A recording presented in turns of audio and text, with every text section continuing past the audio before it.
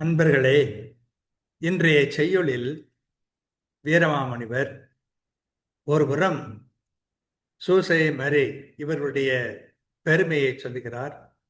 மற்றொரு புறம் கடவுள் எத்தகையவர் என்ற இறையியல் கருத்தினை நமக்கு உணர்த்துகிறார். இவை மிக அருமையான செய்யுளாக இருப்பதை நாம் பார்க்கிறோம். இரண்டும் முக்கியமானது.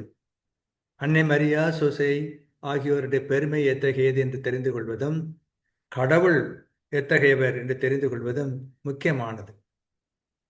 இப்பால் ஏது ஒன்று இல்லாது எல்லாம் உள ஆக்கினாய், முப்பால் ஒன்று ஆம் முந்தைக்கு ஒரே மான் முறையோடு அருகுற்று, ஒப்பால் அடையா இப்பண்பு உடையோர் உடை இவ்வெளிமைக்கு, அப்போ ஆர்களே உலகு ஆள் அரசர் தகவு ஒத்த ஆவுளதோ என்று மகிழ்வினை படலத்திலே சூசை கேட்கிறார்.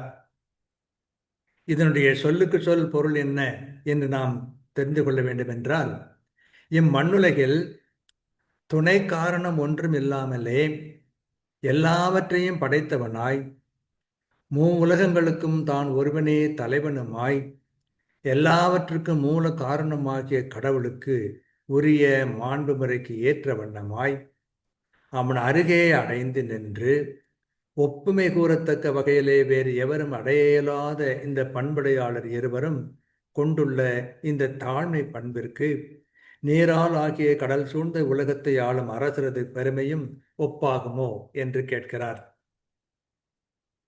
சூசை, கன்னிமரி ஆகியோருக்கு அரசர்களும் ஒப்பாவார்களோ? அந்த இருவரும் ஒப்பற்ற நற்பண்புகளை உடையவர்கள், தாழ்ச்சி உடையவர்கள். வெறுமையிலிருந்து அனைத்தையும் படைத்தவர் கடவுள், உலகிற்கும் ஆண்டவர் அவர், அனைத்திற்கும் அவரே மூல காரணம் என விளங்கும் இயல்புடையவர். அவர்கள் அந்த கடவுளுக்கு மிக வேண்டியவர்கள்.